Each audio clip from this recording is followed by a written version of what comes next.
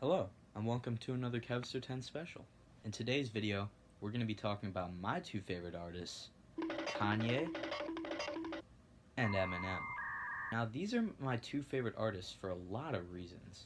They both resemble each other a lot in the music industry, and overall are just really good artists. Eminem's flow and lyrics, Kanye's beats, ooh, that would be a perfect mix on a song. Oh wait, but those didn't involve Kanye's beats, but whatever. So in this video, I'm going to be describing my two favorite artists' albums in one word. We'll start off with Kanye, and before I get into it, I'd like to note that Jesus is King, Music to Be Murdered by Side B, and any collab album by either of them will not be involved. This involves Kids See Ghosts, Watch the Throne, and Eminem Presents The Re-Up. You good on that? Okay, let's get into it. Oh, and no D12. Okay, starting off with Kanye's first album dropped in 2004, The College Dropout. Now this album expresses a lot of issues with the American school system, especially the college system. Kanye didn't see the point of college because he thought you would just go there, get a degree, and then basically do nothing with the rest of your life. And actually, he's not that wrong. But anyway, the word I picked for this album is rebellion. The reason I picked the word rebellion is because, well, he was rebelling against the school system.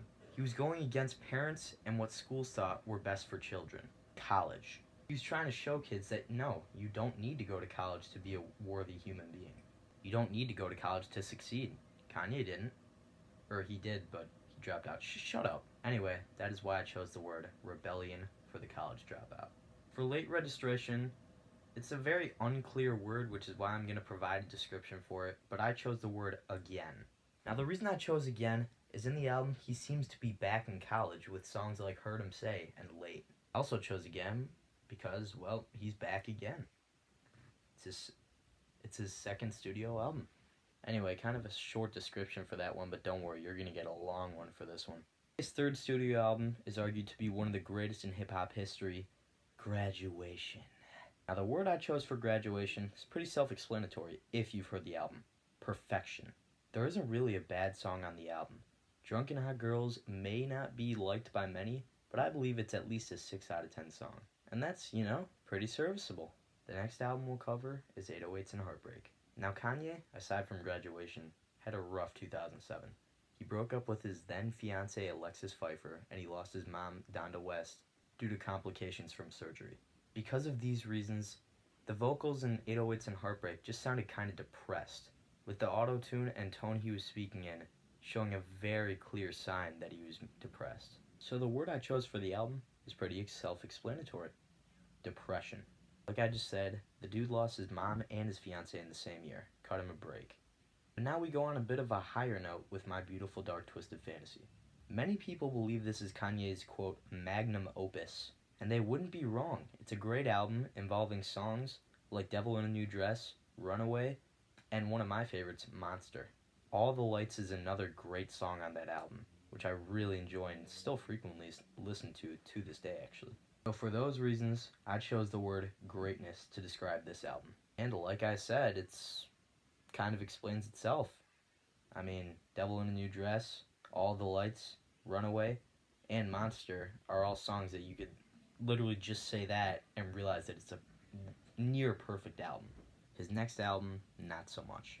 Kanye had been getting a lot of backlash for his outbursts and attitude in the early 2010s. In 2013, he released his studio album, Yeezus. The word I chose for Yeezus is aggressive. The reason I chose the word aggressive is because he sounds super aggressive in the album. In songs like On Sight, New Slaves, and I Am a God, you can clearly hear the aggressive beats and lyrics from Kanye. 3 years later, he released another great album, The Life of Pablo. The word I chose for this album is fame. He had been in the spotlight for about 12 years now, and he was still making great music. The theme of fame can easily be heard in songs like Saint Pablo and No More Parties in LA. People see The Life of Pablo as a way cool down from Yeezus, where he was basically screaming every lyric, which I can agree with. Now we move on to his second to last album, no, not Jesus is King, Ye. Ye is an album released kind of right after he was diagnosed with bipolar disease, so it's a really emotional album, which is why the word I picked for the album was emotions. I mean, see how that connects? In songs like Violent Crimes and Ghost Town, you can clearly hear him saddened in his songs. In songs like Violent Crimes and Ghost Town, you can clearly hear the emotion when he talks.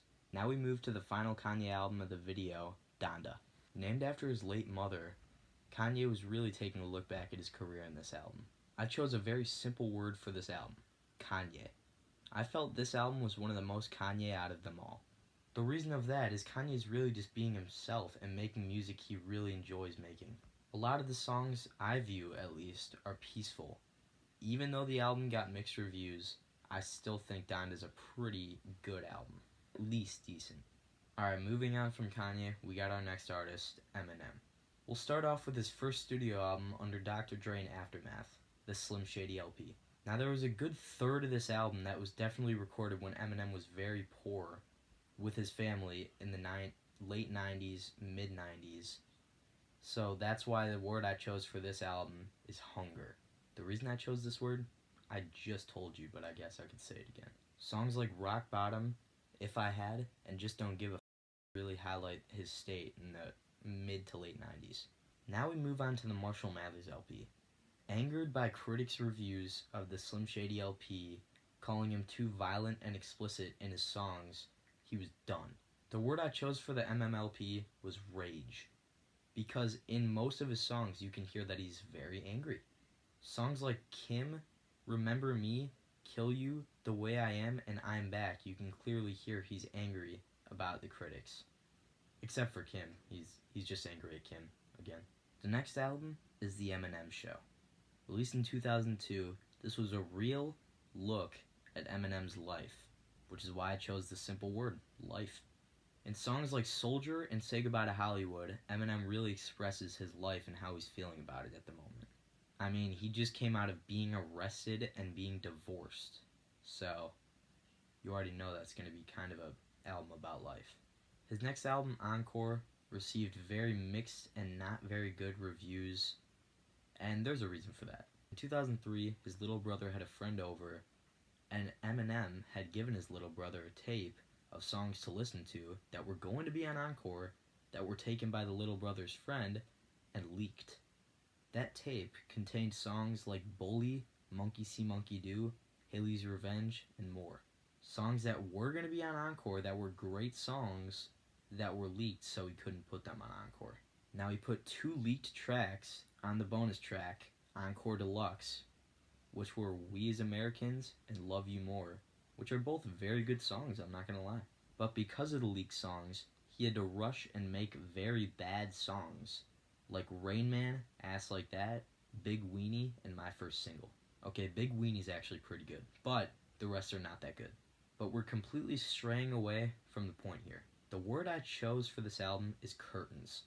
Aside from literally being an album about closing a show, it was an album about closing a show. He was basically taking a bow, shooting the crowd, shooting himself, and the curtains rolled down. Until 2009, where he came back with Relapse. Now, Relapse was met with generally bad reviews in 2009, which I really don't get. It's a really good horrorcore hip-hop album, and if you want to listen to it, go listen to it after the video. Stay right there. The word I chose for Relapse is simple, comeback. He just came back from battling addiction, and he wanted to make a big bang, or splash, either word. And that he did, selling a lot, I repeat, a lot of first week sales. And seeing as Relapses was his literal comeback album, I think it was quite fitting. But his 2010 album, Recovery, was a lot different. Instead of being his regular goofy self, he really matured in this album. For this album, I chose the word transparency because he was being very transparent in the album. He detailed a lot about his drug addiction and his battle, especially in songs like Talking to Myself and Going Through Changes. Next is the MMLP2. It was a great sequel to the original Marshall Mathers LP, where it just kind of reflects on his life, which is why I chose the word review. I think this album is a real reflection of his career and life after his big fame jump, basically, in the early 2000s. He's an old man learning to use the internet at this point. In 2013, we had iPhones out, computers that he was scared to use because he thought that would cause issues, I guess, I don't know. He details this growing up in songs like Legacy and So Far. Now we move to his quote-unquote revival, which the album was literally called Revival, 4 years later in 2017. The word I chose for this album was problems. Now, it's not only because he literally has a problem on every song, no matter if it's about Trump in America or his own life, there's a problem. But there were also problems because it's literally his worst album. There's not much to detail here except for this album was horrible, and songs like Untouchable, Heat, and Tragic Endings kind of prove the point. Chloroseptic Remix was good, but the original song was horrible, which is why I chose the word problems. Boy, did he follow up, because in 2018 he released Kamikaze, an album responding to the critical picking apart of Revival. The word I chose for this album is shady, because, well, he went back to shady just for these critics. In songs like Lucky You, The Ringer, and Not Alike, you can clearly hear his revert back to shady. Now we ended off with Music to be Murdered by. The word I chose for this album was Alfred. Now there's a point to this. I know you're probably wondering why it's a name, but I'll get to it, don't worry. This album is actually a callback to the Alfred Hitchcock album, Music to be Murdered by. Hey, they have the same name. As much as the album cover, theme, and everything is basically in relation to that album by Alfred Hitchcock. Songs like Little Engine, Leaving Heaven, and all the skits, you can literally hear the theme of Alfred, which is why I chose the word. Okay, that's the end of the video. I hope you liked and subscribed. If you did, thank you very much. I'm not going to give you anything, but thank you. It's free, so you should. And now go listen to Eminem and Kanye, because they are two terrific artists. Thank you, and bye-bye.